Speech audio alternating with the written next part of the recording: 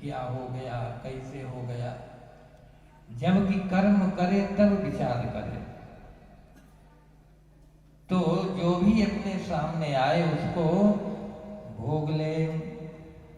और तीसरी बात बताते हैं सुखदेव जी कि हृदयभाग बपुभिर विदधन्नमस्ते जीवेत यो मुक्ति पदे सदाय भाग। भगवान को हृदय से, मन से और वाणी से एक हो करके उनके शरणागत हो जाओ, उनको प्रणाम करो, तो भगवान तत्क्षण तुम्हारे बन जाते हैं। हम लोग करते क्या हैं?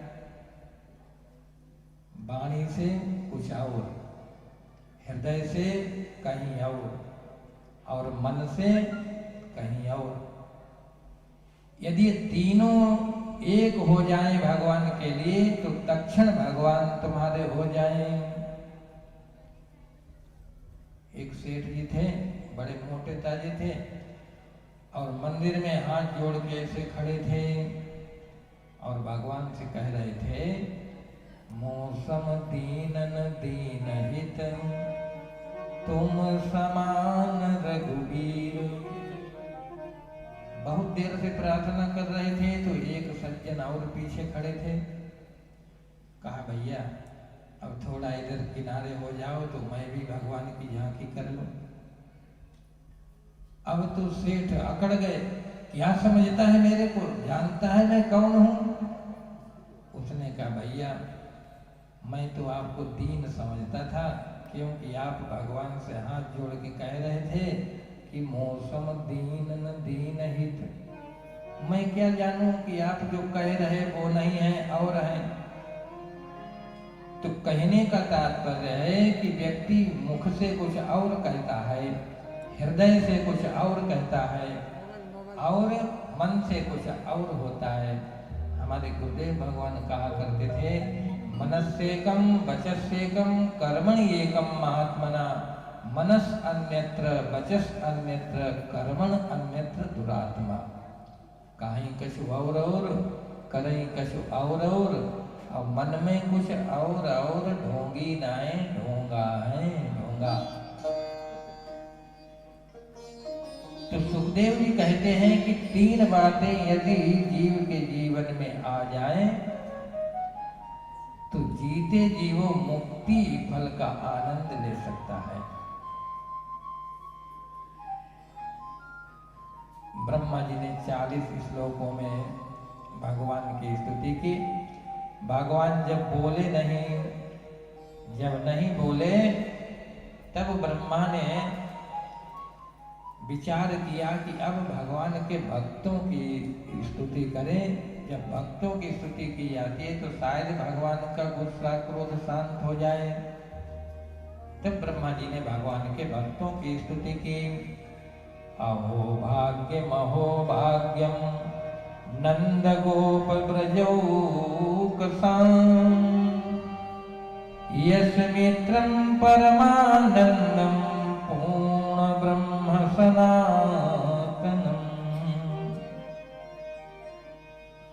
अहो भाग्य अहो भाग्य, अरे इन ग्वाल वालों का तो अहो भाग्य है जिनका मित्र वो परब्रह्म परमात्मा है।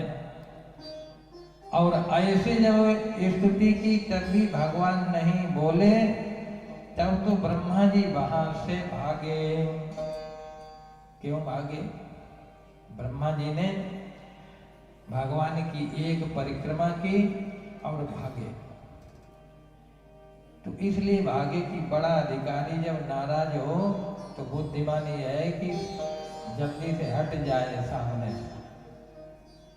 तो ब्रह्मा जी ने एक परिक्रमा की और भागे तो कहा, ब्रह्मा जी तो विधि हैं, विधि के ज्ञाता हैं। भगवान की तो 4 परिक्रमा करनी चाहिए, देवी की 1 परिक्रमा करनी चाहिए, सूर्य की 7 और गणेश की 3 और लक्ष्मी नारायण भगवान की तो 4 और भोले बाबा की तो आधी परिक्रमा करनी चाहिए। लेकिन ब्रह्मा जी जब विधि के ज्ञाता है कि इन्होंने भगवान की 1 परिक्रमा इसलिए की कि अधिकारी जब नाराज हो तो जल्दी से हट जाना चाहिए। ऐसे ब्रह्मा जी अपने ब्रह्मलोक को जाते हैं। ब्रह्मा जी से भगवान नाराज हैं। ब्रह्मा जी ने गलती की कि उनके ग्वाल वालों को चुरा लिया और 1 साल भगवान से अलग रखा।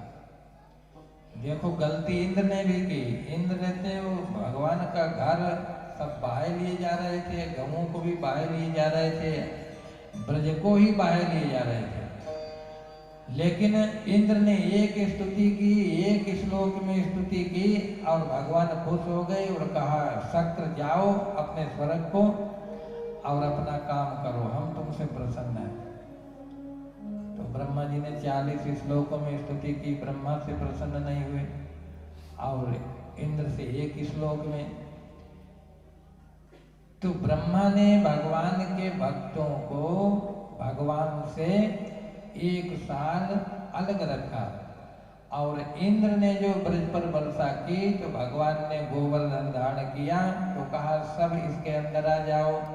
तो 7 दिन ग्वाल बाल गोपी गौएं सब उसी के अंदर रहे। इंद्र ने भक्तों को मिलाने का काम किया, इसलिए भगवान इंद्र से खुश हुए। अब ब्रह्मा जी ने ग्वाल वालों को छोड़ दिया था। अब ग्वाल वाल आए वृंदावन में, तब यशोदा मैया से कहा कि कन्हुआ ने आज बहुत बड़ा अजगर मारा। अब भगवान हंसने लगे कि कब की घटना, ये बेचारे जानते नहीं, ये जानते आज मारा, 1 साल की घटना। आगे भगवान एक बार गौचारण कर रहे थे। अब कार्तिक का महीना आ गया, शुक्ल पक्ष की अष्टमी।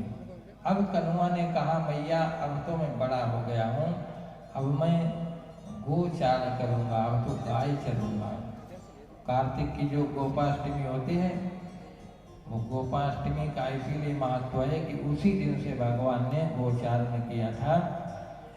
अब भगवान को अनुमति मिल गई। अब भगवान गाय चराने के लिए दूर दूर तक जाने लगे।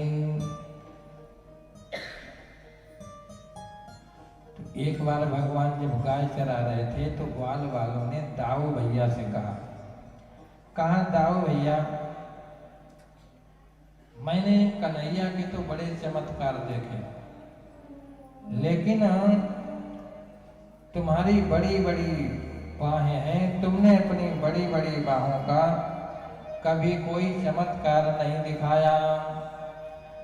राम राम महाबाहो कृष्ण द्रष्टु निवर्हणा इतो विदूरे सुमहृदवनम तालालिसलंकुलम।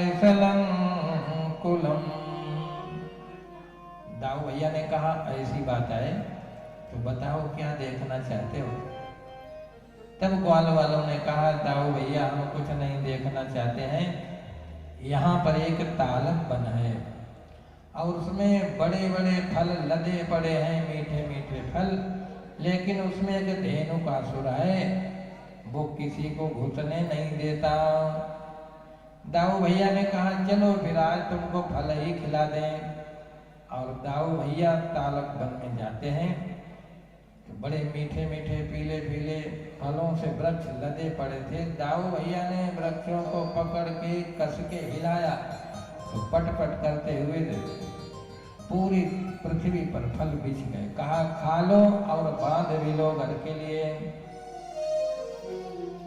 जैसे ही फलों के गिरने की आवाज धेनुकासुर ने सुनी, फलानि तत्र भूरिणी पतन्ति पतितानि च सन्ति किल्बरुद्धानि धेनुकेन दुरात्मना।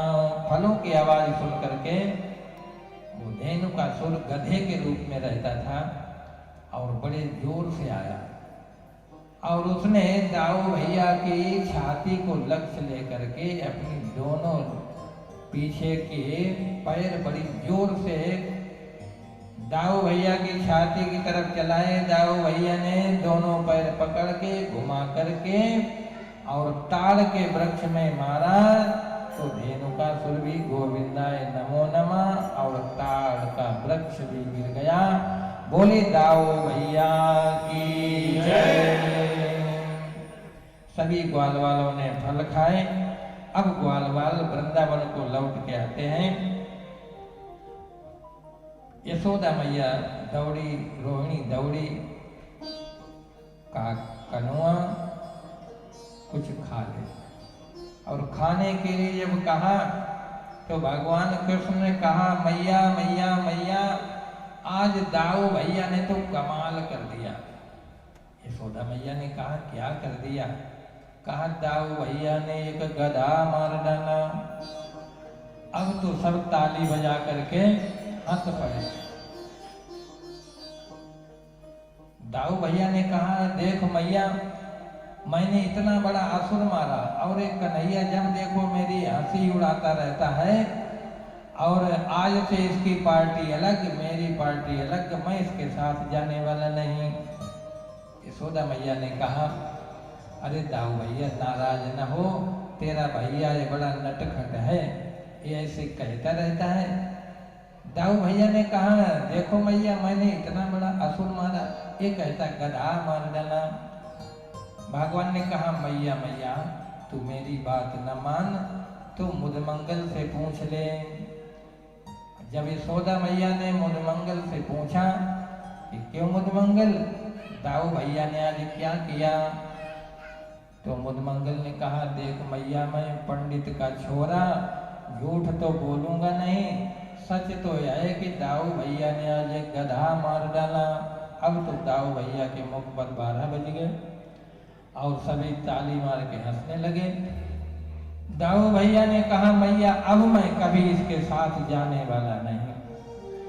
यशोदा मैया ने कहा, दाऊ भैया तुम मत जाना कल इसके साथ, और तुमको पता है तुम्हारा जन्मदिन है, यहाँ तुम्हारा धूमधाम से जन्मदिन मनाया जाएगा, तुम मत जाना। और भगवान यही चाहते थे कि कल दाऊ भैया हमारे साथ न जाए। क्यों? कि दाऊ भैया हैं शेषावतार, शेष, और भगवान को काली नाग में काली दमन करना है। भगवान ने सोचा कि मैं काली दमन करूंगा तो दाऊ भैया को बुरा लगेगा, क्योंकि ये सजाती हैं, इसलिए भगवान ने ऐसी लीला की और दाऊ भैया नहीं गए। आज तो गायों को लेकर के ग्वाल वालों के साथ भगवान अकेले ही गए और जमुना के किनारे पहुंचे। तो विलोक के दूषिताम कृष्णा कृष्ण कृष्ण ही ना विभो, तस्या विशुद्धमन विक्षन्न सर्पम तमुदवासयत। भगवान ने जमुना जी को देखा, विलोकिताम दूषिताम, जमुना जी के दूषित जल को देखा। कृष्ण कृष्ण 3 बार कृष्ण कृष्ण कहा।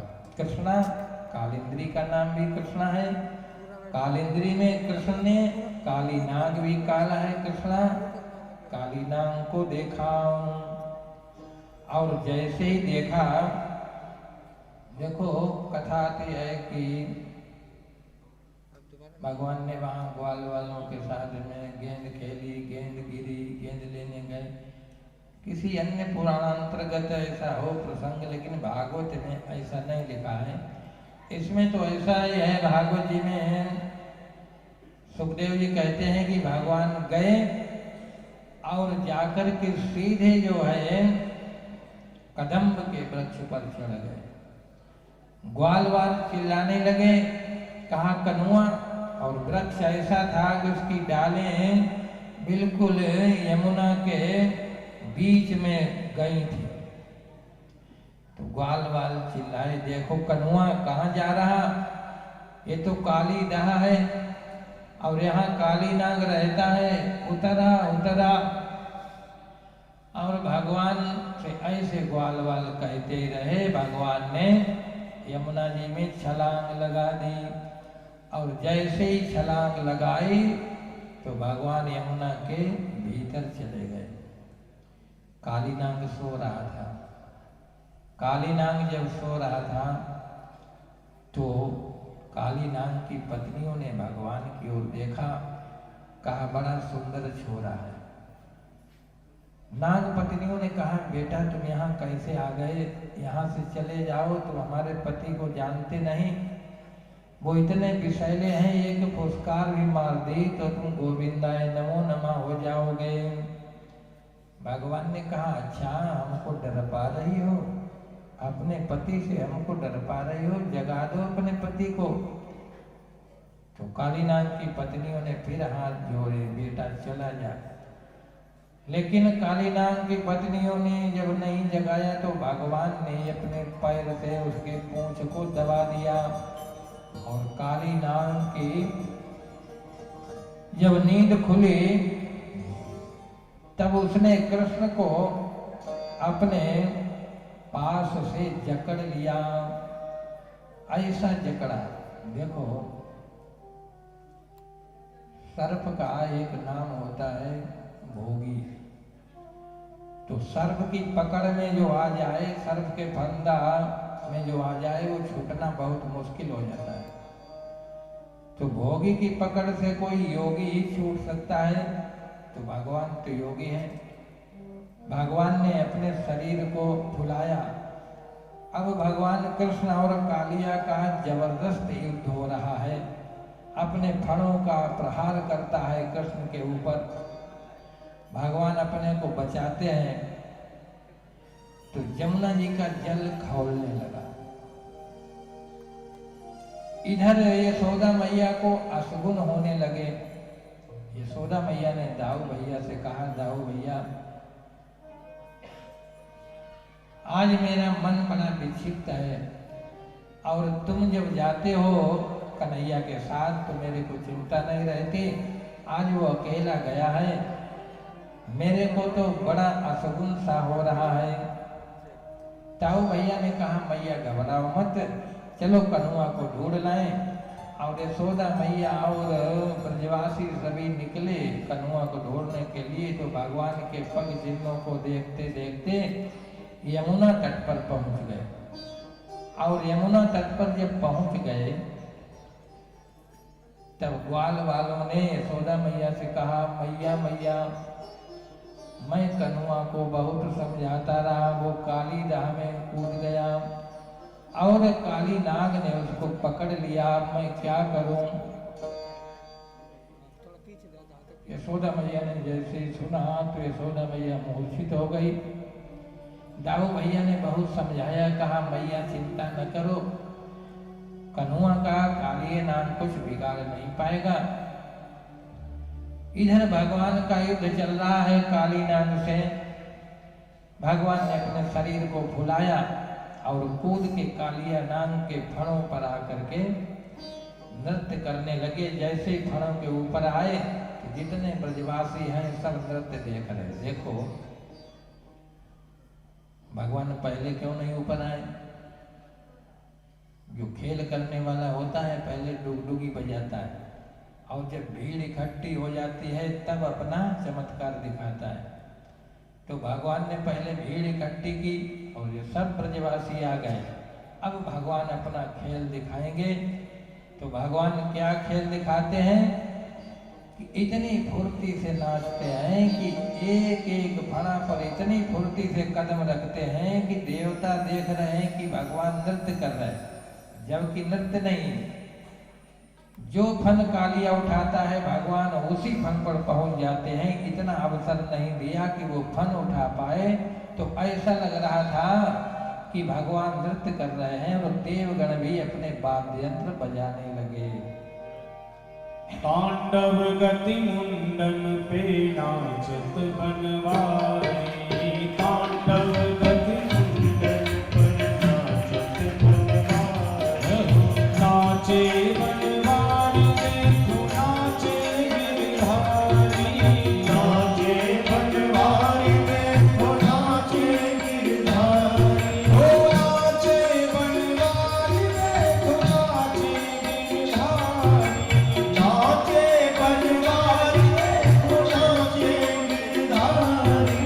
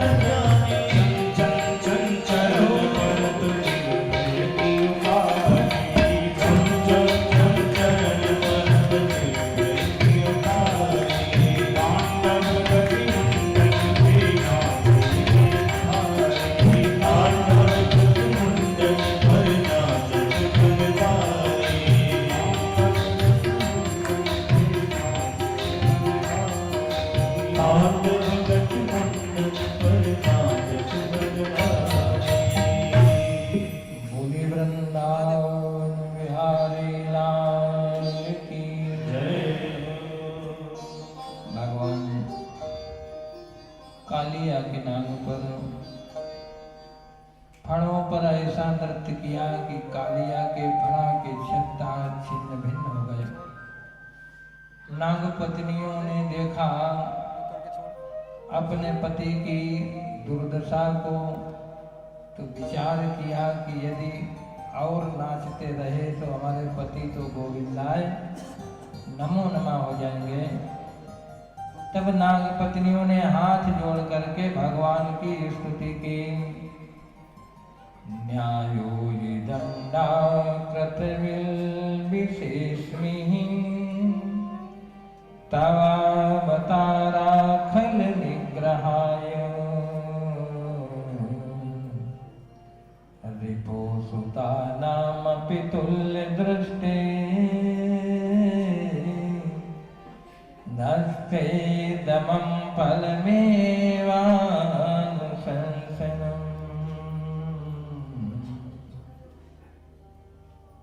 नाग पत्नियों ने बहुत अच्छी बात कही भगवान से। कहा प्रभु न्यायो ही दंडा कृत विशेष, आपने जो ऐसा कृत्य किया है, आपने हमारे पति को बड़ा न्याय दिया, पति के साथ बड़ा न्याय किया। भगवान ने कहा कि हमने अपने पाद पद्मों से इसके छत्ते सब तोड़ दिए और तुमको हमारी इस क्रिया में न्याय दिखाता है। तब नाग पत्नियों ने कहा कि प्रभु बलि ने अपना सर्वस्व दान दे दिया था आपको, तब कहीं आपने अपना एक पद उसके शीश पर पधराया था, और हमारे पति के शीश पर तो आपके दोनों चरण थोड़ी देर के लिए नहीं, बहुत देर तक नृत्य किए। भोले बाबा ने इतनी तपस्या की, लेकिन आपके पाद पद्मों उनके शीश तक नहीं पहुंचे। केवल आपके पाद पद्मों का चरणोदक गंगा जी पहुंची, पाद नहीं पहुंचे। तो मेरे पति कितने भाग्यशाली हैं जो आपके चरण के शीश पर पधारे। इसलिए आपका तो जन्म ही दुष्टों को अनुशासित करने के लिए होता है। इसलिए प्रभु आप मेरे पति पर कृपा करो। ऐसे जब नाग पत्नियों ने कहा तो भगवान बड़े खुश हो गए। भगवान ने कहा कि हम तुमसे खुश हैं और तुम्हारे पति के सिर से उतर रहा हूं और तुम हमसे कुछ मांग लो। तब नाग पत्नियों ने कहा न नाग पृष्ठ्यम न च सार्वभौमं न पारमेष्ठ्यम न रसाधिपत्यम न योग सिद्धि पुनर्भवं वा वाञ्छन्ति यत्पादरजा प्रपन्ना। प्रभु आप देने की बात करते हो तो मेरे को स्वर्ग नहीं चाहिए, मेरे को पृथ्वी का राज्य नहीं चाहिए, चाहिए तो आप अपने पाद पद्मों की रज ये हमको प्रदान कर दो। भगवान बहुत खुश हो गए और जब खुश हो गए तो कालिया दूर से खड़ा खड़ा फुंकार रहा था। जब फुंकारा तो भगवान सावधान हो गए। भगवान ने नाग पत्नियों से कहा, तुम तो गिड़गिड़ा रही हो, स्तुति कर रही हो, और देखो तुम्हारा पति अभी अकड़ रहा है। नाग पत्नियों ने कालिया से कहा, देखो जैसे तैसे कंप्रोमाइज हुआ और कहीं फिर इन्होंने ठुमका लगाया तो अब बचने वाले नहीं, इसलिए शांत हो जाओ। ऐसे जब कालिया नाग से कहा तो कालिया नाग ने कहा, क्यों शांत हो जाऊं, मेरी गलती का, मैंने क्या गलती की? तो भगवान ने कहा, तुमने गलती नहीं की। अरे इस यमुना के किनारे ग्वाल वालों के साथ हम गोचारण करते हैं, तुमने यमुना के जल को इतना विषाक्त कर दिया है, मेरी गऊं पीती हैं, मर जाती हैं, अब तुम कहते हो कि हमने गलती क्या की? तो कालिया नाग ने कहा, महाराज सुनो, एक बात बताओ, इस संसार किसने बनाया? भगवान ने कहा, हमने। नागों को किसने बनाया? कहा, हमने। हमारे मुख में विष किसने डाला? कहा, हमने। तो महाराज जब तुमने बनाया, तुमने विष डाला, तो हमारे मुख में अमृत क्यों नहीं डाल दिया? अरे हमको लोग तोता मैना जैसे पालते, लाड़ लड़ाते, जो देखता वही कुचिल डालता है। तो जो तुमने हमको बनाया, जो हमको दिया, वही तो हम तुमको देंगे। तो बस महाराज हमारा फैसला हो गया।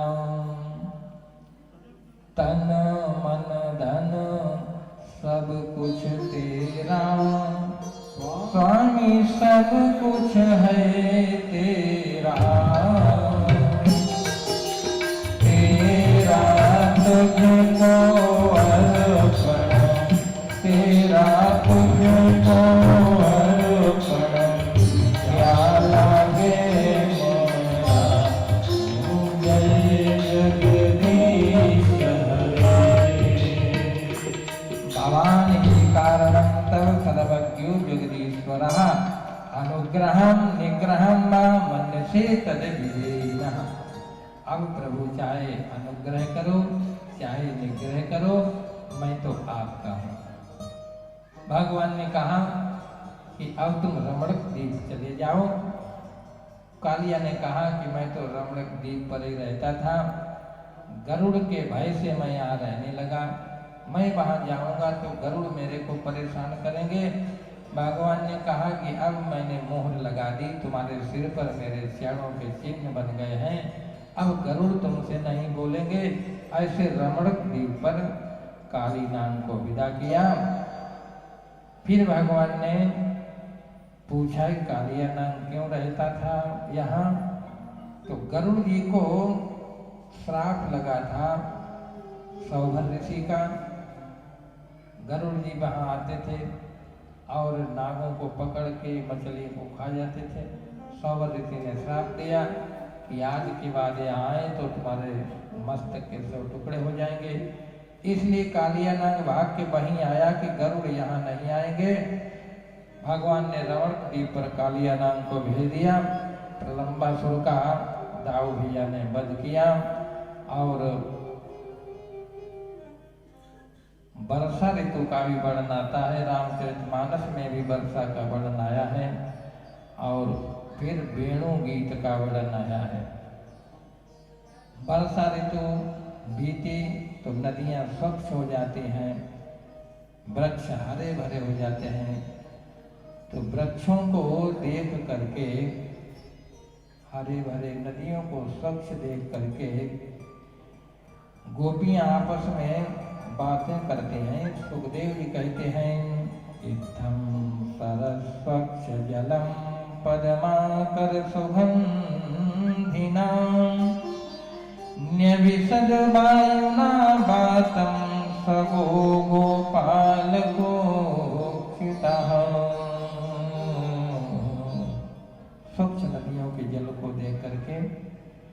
वृक्षों को हरा भरा देख करके और गोप और ग्वालवाल बड़े प्रसन्न हो जाते हैं और फिर भगवान के स्वरूप का वर्णन करने लगते हैं।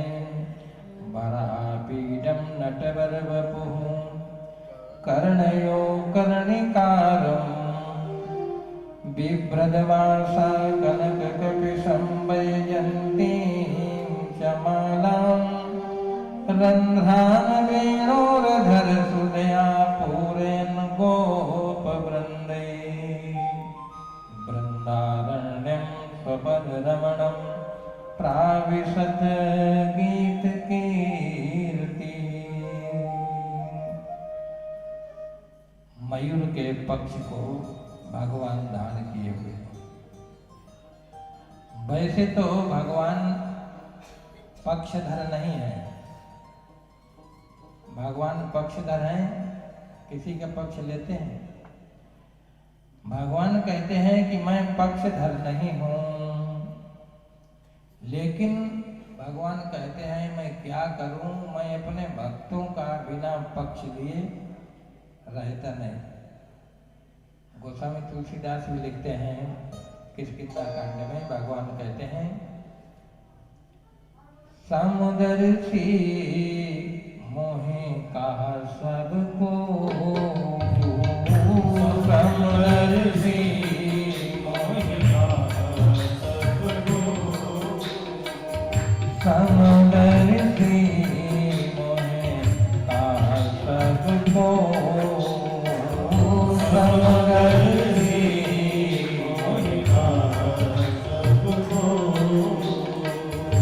सेवक प्रिय अनन्य गति जो, सेवक प्रिय अनन्य गति जो, सेवक प्रिय अनन्य गति जो, सेवक प्रिय अनन्य गति जो, समुद्रती मोहे कहा सबको, समुद्रती मोहे कहा सबको। भगवान ने मोर पक्ष को धारण करके ये दिखाया कि यद्यपि मैं समदर्शी हूँ, लेकिन मैं भक्तों का पक्ष लिए बिना रहता नहीं हूँ। भगवान भक्त के पक्षधर बने। भगवान ने वेणु वादन किया, लेकिन कैसी वेणु बजाई, सर्वभूत मनोरमम। भगवान ने रास लीला में भी वेणु बजाई। रास लीला में जो वेणु बजाई है वो केवल गोपियों को सुनाई पड़ी और किसी को, लेकिन सब गोपियों को भी सुनाई नहीं पड़ी। जो रास लीला की अधिकारी थी उन्हीं गोपियों को भगवान की वो वेणु रव सुनाई दिया। लेकिन जो यहाँ भगवान ने बंसी बजाई है तो ये सर्वभूत मनोहरम, इसमें जड़ चेतन सभी भूत प्राणियों को सुनाई पड़ी। ये बंसी है कौन? वनसस्तु वंश रुद्रा। भगवान जो रुद्र है, भोले बाबा, भोले बाबा ही बंसी बने हुए। इसलिए गोपियों को यदि सबसे अधिक जलन है तो किससे है? बंसी से।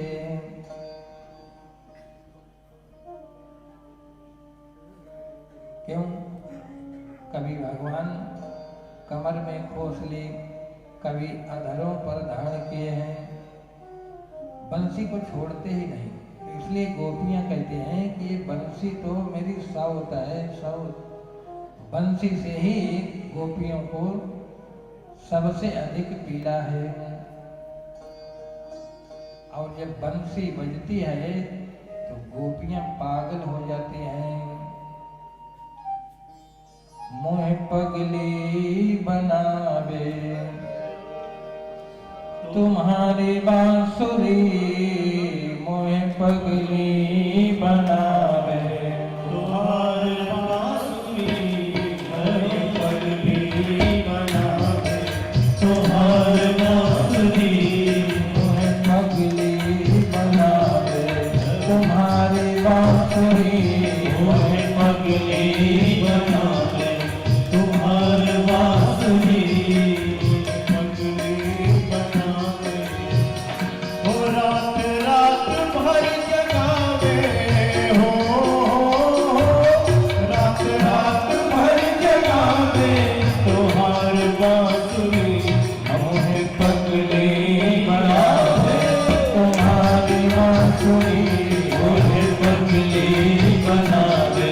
तुम्हारी बांसुरी पगली बनावे।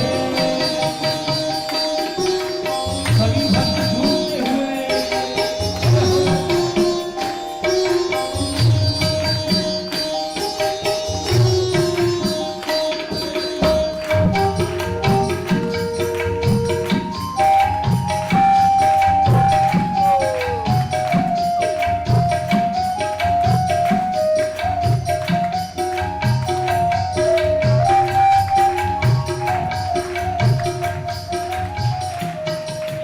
पास की पसुरिया भैले नगिया।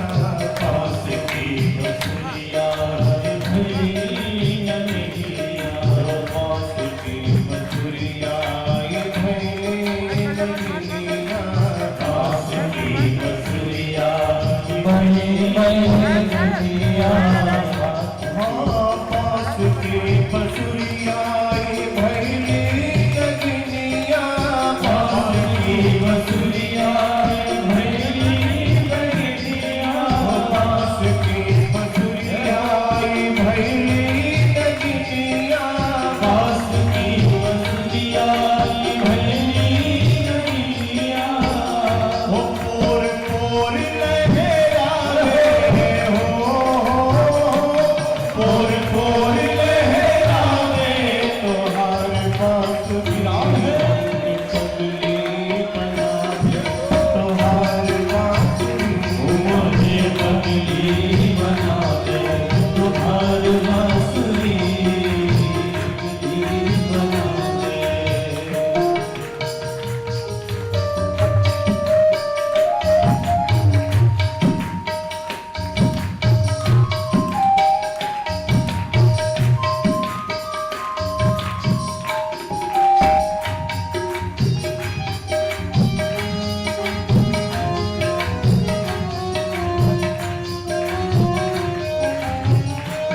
हार दियरा परान भैल फतिहा।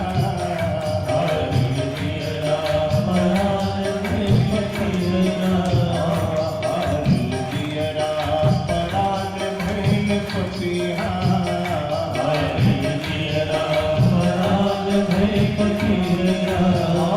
हार दियरा परान भैल फतिहा।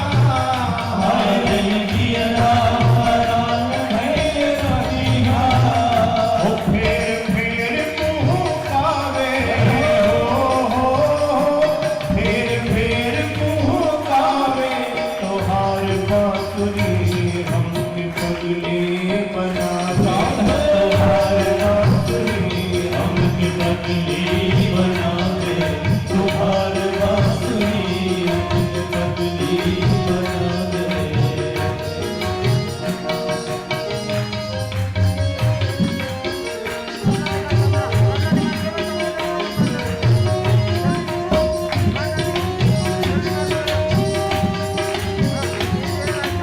मंजुल भगत बिन पितल भेल काया।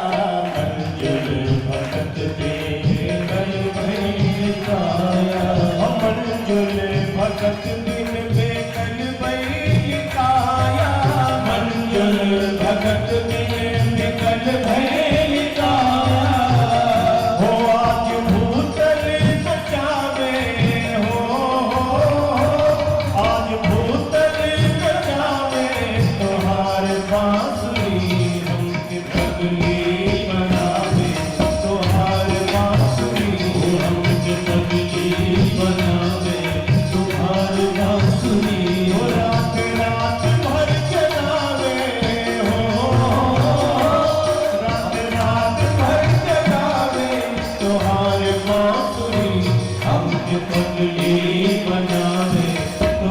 तुम्हार बांसुरी हमसे कजली बनावे, तुम्हार बांसुरी हाय तुम्हार बांसुरी हाय तुम्हार बांसुरी।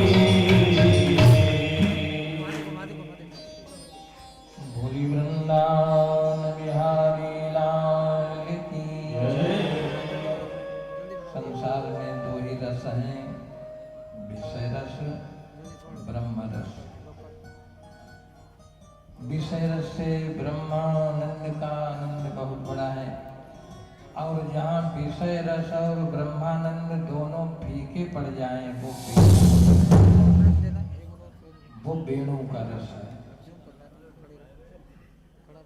तो भगवान की जब बंसी बजती है तो देवांगनाएं मोहित हो जाते हैं, विमानों पर मूर्छित हो जाती है। ऐसी भगवान की वेणुनाद का प्रभाव है। आगे सुखदेव जी कथा करते हैं। श्री सुकुवाच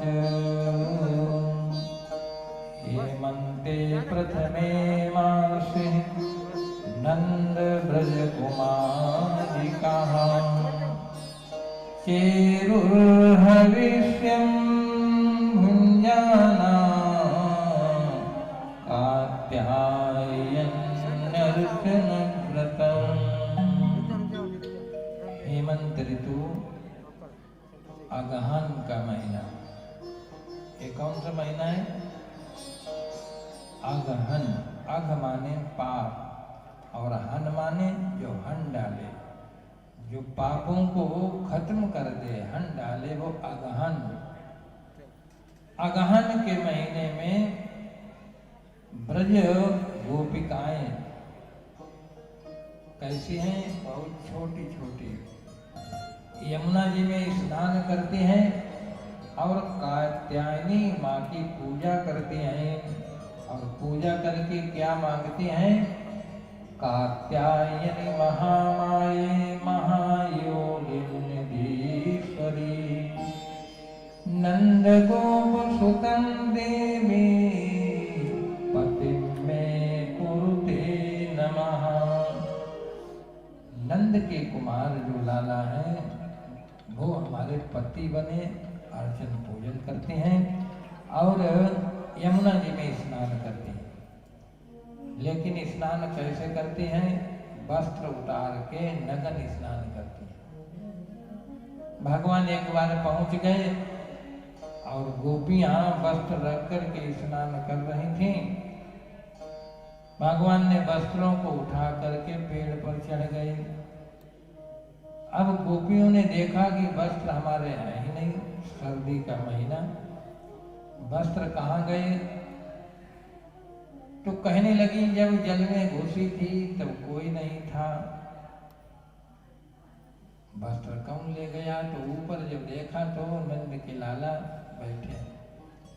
गोपियों ने प्रार्थना की, श्याम सुंदर तेदास्यः करवां प्रबोधितम् देहि वासांसि धर्मज्ञानो चेदरागे ब्रुवाम्। हे श्याम सुंदर, आप तो धर्मज्ञ हैं, आप मेरे वस्त्रों को दे दो, हम आपकी दासी हैं, और यदि मेरे वस्त्र नहीं दोगे तो राजा से कह करके कंस महाराज से तुम्हारी खबर लेवाऊंगी। भगवान ने कहा इधर तो कहती हो कि दासी है, अब इधर धमकी भी देती हो, तो फिर जाओ कंस राजा से कह दो। तो दूसरी गोपी ने कहा अरे तुम कहती हो मैं राजा से कहूंगी, लेकिन अरे बावरी राजा के पास पहुंचेगी कैसे जब नगन खड़ी है जल में? तो फिर हाथ जोड़े। फिर भगवान ने गोपियों के वस्त्र दिए और कहा देखो जल में वरुण देव का वास है, तुमने वरुण का अपमान किया है, जल में कभी नगन नहीं नहाना चाहिए। अब तुम वरुण देवता की प्रार्थना करो और अपनी भूल को स्वीकार करो। 1 साल के बाद तुम्हारे मनोरथों को पूरा करेंगे। ऐसे भगवान ने गोपियों को समझा करके भेजा। यज्ञ पत्नियों पर भगवान ने कृपा की और एक बार दीपावली के बाद में प्रतिपदा को गोवर्धन पूजा होती है। ब्रज में ऐसा नियम था कि गोवर्धन पूजा में गोवर्धन पूजा नहीं होती थी, इंद्र पूजा होती थी, परंपरा चली जाती थी। भगवान सोकर के उठे तो क्या देखा कि पुआ पकवान की खुशबू उड़ रही है। बड़े मैया ने पकवान बनाए, लेकिन भगवान उठ के जब रसोई की तरफ चले तो यशोदा मैया ने कहा, नाना दूर रहना कन्हुआ, दूर रहना कहन, अभी छूना मत, जब जय जय हो जाए तब तेरे को मिलेगी। भगवान ने कहा, मैया ये जय जय क्या बलाए है? कहा, देखो इंद्र देवता की पूजा होती है और उसकी पूजा के बाद में फिर सबको प्रसाद दिया जाता है। भगवान ने कहा, इंद्र कौन है? यशोदा मैया ने कहा, जा अपने बाबा से पूछ ले जाकर कि मेरी खोपड़ी न खा। और फिर भगवान नंद बाबा के पास आए और कहा, बाबा बाबा कथ्यताम में पिता कोयम संभ्रमो बहुपागतः किं फलं कस्य योद्देश्यः केन वा साध्यते मखाः। पिताजी, ये इंद्र कौन है? इसकी पूजा क्यों होती है? नंद बाबा ने कहा, देखो बेटा, इंद्र वर्षा करते हैं और वर्षा करते हैं तो घास होती है, घास होती है तो हमारी गौएं खाती हैं, तो इसलिए हम लोग सब इंद्र की पूजा करते हैं। को उद्देश्य में, उद्देश्य क्या का बता दिया उद्देश्य। भगवान ने कहा, बाबा यदि इंद्र ही पानी बरसाते हैं तो जो उनकी पूजा करें उनके खेतों में बरस जाए और जो पूजा न करें उनमें न बरसे। लेकिन बारिश तो सब जगह होती है। भगवान ने ऐसी तर्क की। नंद बाबा ने कहा, अरे मेरी बुढ़ापे की खोपड़ी तूने चाट ली, अब तू बता तू क्या चाहता है?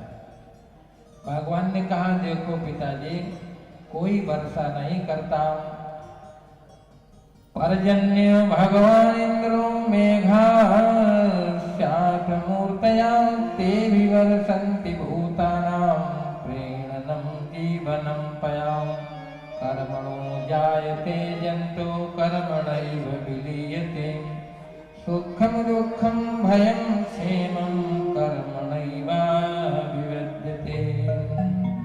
भगवान ने कहा, जो जैसा कर्म करता है कर्म के अनुसार फल मिलता है, ये इंद्र कुछ भी नहीं करता है।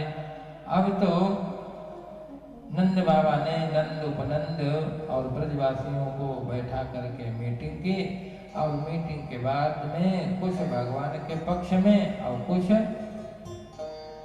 नंद बाबा के इंद्र के पक्ष में फैसला तय किया गया कि इस बार कन्हैया की बात मानी जाए। तो कन्हैया से जब पूछा गया तो उसने कहा, बाबा हमारा तो देवता गोवर्धन है, देखो हमारी गायों को घास देता है, छाया देता है, हमारा तो वही ब्रज का देवता है, उसी की सब हम पूजा करेंगे। और जैसे भगवान ने कहा तो गोवर्धन की पूजा की तैयारी होने लगी। पुआ पकवान इतने सब पदार्थ बनाए गए और सभी मिलकर के गोवर्धन की पूजा के लिए गोवर्धन तलहटी में सभी चले। जब वहां गोवर्धन पर पहुंच गए तो नंद बाबा ने गोप गोपियों ने कहा, कन्हुआ तेरे देवता की पूजा कैसे करें? तो कन्हुआ ने कहा कि पहले हमारे देवता को स्नान कराओ। अब तो ग्वाल वालों ने बड़े बड़े घड़े लिए और यमुना जल से घड़ा लाते हैं, गोवर्धन को नहलाते हैं, लेकिन नहलाते नहलाते थक गए। गोवर्धन के मुंह कुछ भी नहीं भीगी। कहा कन्हुआ तेरा देवता बहुत बड़ा है, अब मैं तो थक गया। भगवान ने कहा फिर मेरे देवता की प्रार्थना करो, हाथ जोड़ो, देवता खुद व्यवस्था करेगा जल की। और जब हाथ जोड़े और कहा नेत्र बंद करके ध्यान करो, तो मानसी गंगा प्रकट हो गई। अब तो ग्वाल वालों ने खूब नहलाया और नहलाने के बाद में कहा कन्हुआ अब क्या करें? कहा अब हमारे देवता का भोग लगाओ। और जब भोग की कही तो भगवान दो रूपों में प्रकट हो गए। एक रूप से गोवर्धन पर खड़े हो गए और एक रूप से पूजन करा रहे हैं। पूजन चल रहा है। अब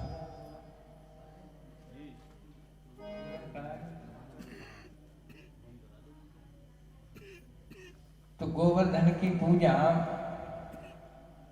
धूप दीप नैवेद्य से पूजन हुआ। और पूजा जब करने लगे तब यशोदा मैया ने कहा कन्हुआ एक बात पूछो? कहा पूछो। कहा जैसी तेरी शकल है ऐसी ही तेरे देवता की है। भगवान ने समझा दिया मैया को, जिस गैया का दूध मैं पीता हूँ उसी का मेरा देवता पीता है, इसलिए एक जैसी शकल हो गई। भगवान ने पूजा की। पूजा करने के बाद में ग्वाल वालों ने कहा अब क्या होना चाहिए? कहा अब परिक्रमा और कर लो। तो सभी जो है गोवर्धन की परिक्रमा करने लगे। तो आप लोग भी गोवर्धन की परिक्रमा कर लो और नैमिषारण्य से कहाँ पहुंच जाओ? गोवर्धन भगवान के पास, तन से नहीं मन से।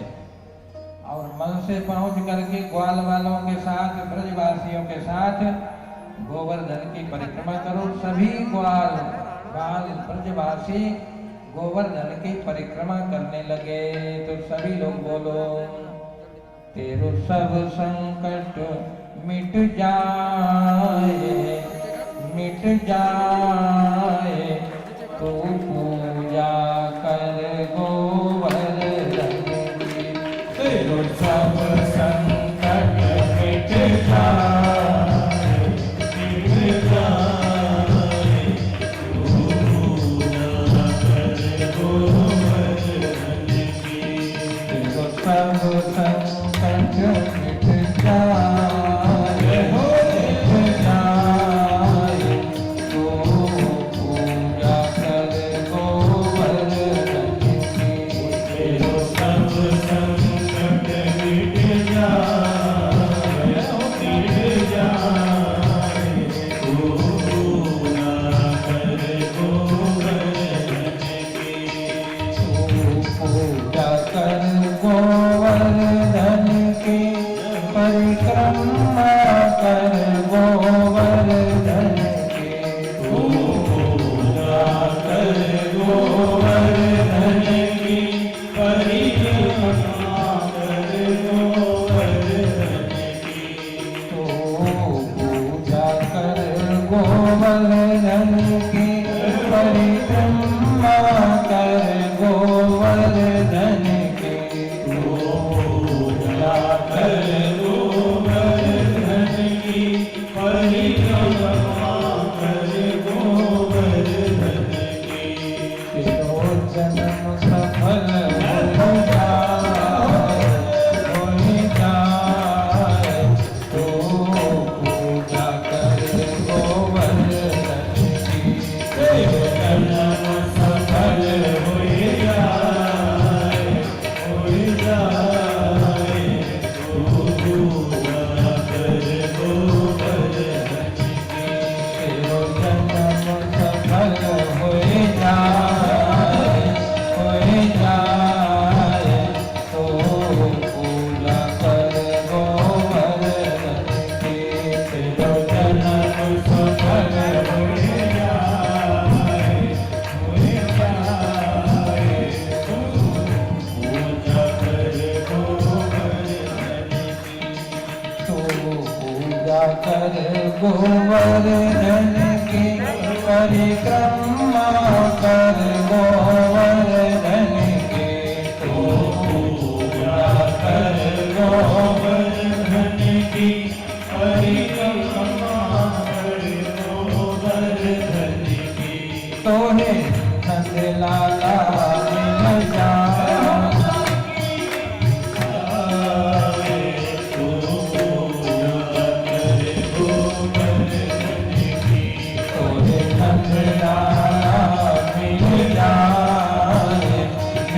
जाए तो पूजा कर गोवर्धन की।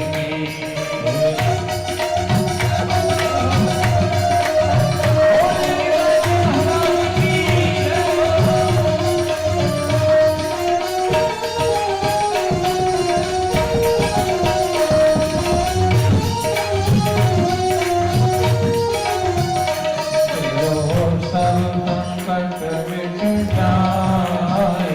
मिट जाए तो पूजा कर गोवर्धन की। सब संकट मिट जाए तो पूजा कर गोवर्धन की। मुक्त फल हो जाए तो पूजा कर गोवर्धन